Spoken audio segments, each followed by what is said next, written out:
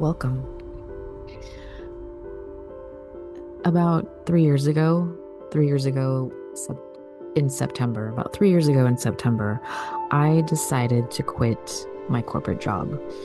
I was not able to keep doing the same work that I was doing. It felt soul crushing, and I have had my soul crushed, but this time it was a little different. And I spent time deliberating on that idea, on that thought. Can I, should I, how is it going to be possible? And I made the jump, and I had backup plan, I had savings, I had a lot of stuff, but in the first few months, there was this moment, this feeling of complete and utter freedom and high anxiety. And the anxiety showed up in a way that I hadn't felt before because I was doing something that I had done once before, but this time it was a little different. And so what I started to do was I took these little cards, these little index cards, and I started doodling. And I have always done this practice where I would take a card, take a little piece of paper and illustrate something when I got stuck on an idea where I wanted to do something creatively, but I didn't know where to put the energy. And at this time, I had already had a practice of working out, doing yoga every day, walks every day, but there was still this energy, this anxiety, I really want to call it energy that was bubbling up, and I didn't know what to do with it. And it wasn't so easy as to just keep doing physical activity. I had to actually do something creative, but the work that I was wanting to do and ready to do wasn't ready for my creative energy. I still had to go through and think about a few things. So I started with this little drawing experiment, and I would spend 20 minutes. I thought it was a great practice to get back into, and I would just doodle. And I know that there's science behind this. I know that it exists, but I would still get these thoughts running through my head about the inner critic, like these thoughts about how am I spending my time? Am I really going to spend 20 minutes on this? And that inner critic just would show up. Even though drawing makes me happy, being able to do this really does help me think things through clearly. But I had to fight these inner demons coming out, which is not what I was expecting, because the whole purpose of this was to do something that was more healing and calming. And I had to wrestle with this inner critic. And I had to get into this space of knowing that the sentiments are always going to be the same. The lines that the inner critic are going to say are always going to be the same. But how can I turn down the volume? How can I let that go and not keep feeling like I have to defend it or fall back into that feeling of guilt or even shame that I should be doing something else? This expectation that because I'm not performing or producing in specific ways, that it's not creative enough, or that the creativity has to have an end result behind it to do it. And so when I started to really dissect what was happening underneath, it was really clear that this was more important than I realized. And I want to be honest about what it is that I'm doing and drawing, because it all has intention behind it. The abstractness, the line quality, the free form, the free flowing is intentional and purposeful. Because to sit there and draw and depict something that you can see, like a tree, a building, a person, we're still using that same comparison and measuring up against something in reality. And that doesn't help, because the same frustrations you had trying to move through just become another set to work through. And there's already frustrations when you tend to take time for yourself, and it feels selfish, and it's hard to pull away from life that is just for you, but it's things that we need to nurture ourselves. So I kept going with the practice. I think I got to about 61 little cards. And again, the abstractness of the lines were to allow the free form and the free flow of just letting things be, and to explore and experiment. And when the pen moves in a way I didn't like, Can I let it go? Can I keep going? Can I make something out of it? Can I turn something into something else? Can I turn nothing into something? Can I make whatever I want and just allow the spontaneity of letting the hand move across the page and the ink just move, and I don't know where it's gonna go, and I don't know what it's gonna look like, and there's no pressure behind it, and it's purely mine.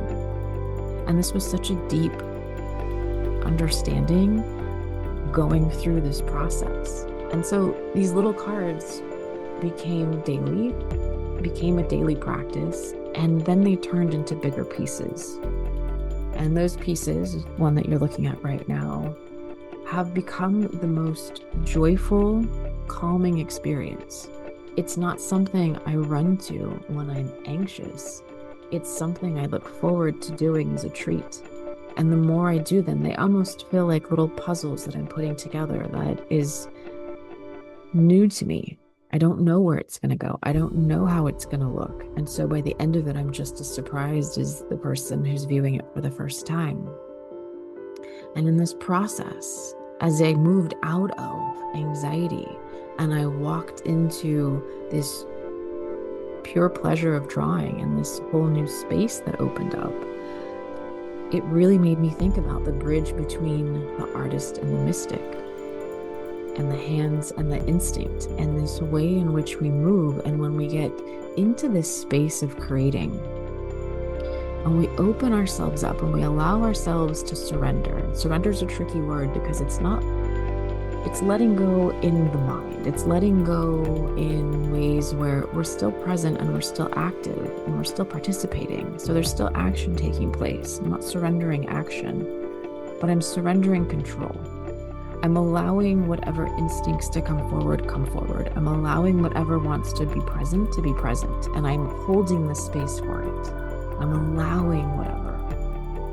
And so this practice has become, like most practices, we go in and out of them, but I've recently gotten back into it, feeling a calling of just being able to create. And through that, as the pieces get bigger, there's more ways that I want to be creative. There's more outputs that I want to try. There's more ways that I want to experiment with something as nonsensical, something as silly as just these little ink drawings and this pen hitting paper that are just lines and movement and curvature.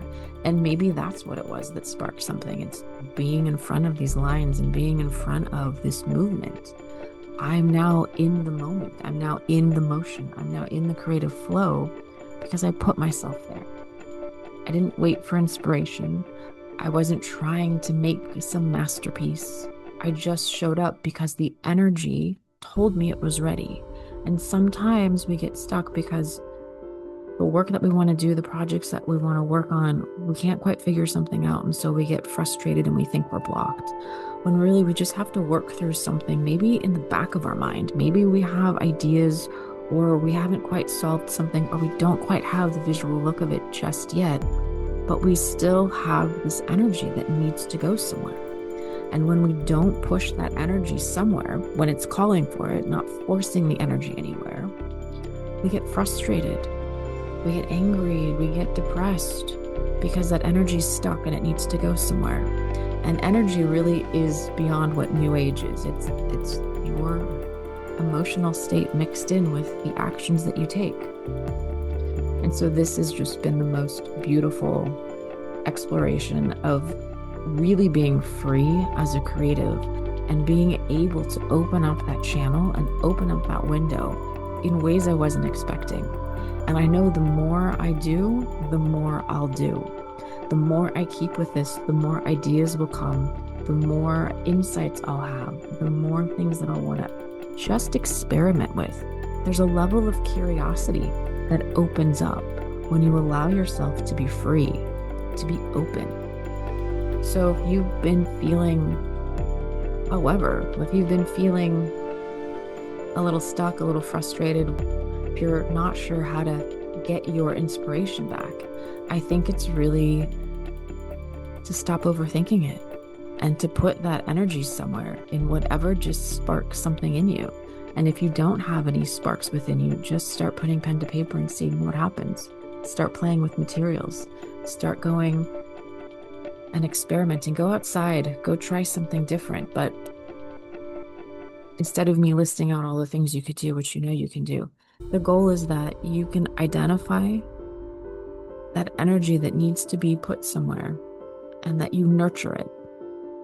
We need to nurture that energy so that we know we can always tap back into it.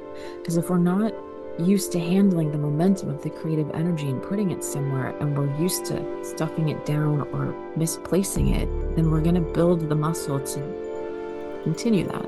So if we don't act on that energy, we don't act on that impulse to create, and instead we get frustrated, then we're teaching our body that this is what we do with this energy when it's not perfectly in alignment, or we don't have the exact perfect vision. And so we start training our body to get into this mode. And then we wonder, how do we get in here? Or we start to feel this way and we don't even realize that this is happening to us. So be very intentional about where your creative energy wants to go, and pick up a pen and just start doodling. Follow along with this video if you want.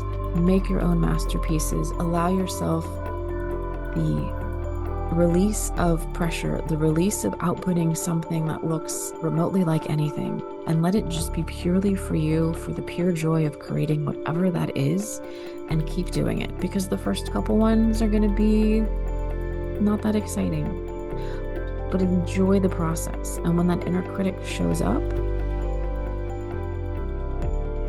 learn how to deal with it, learn how to understand the same rhetoric that it brings up for you, and then learn how to turn that volume down.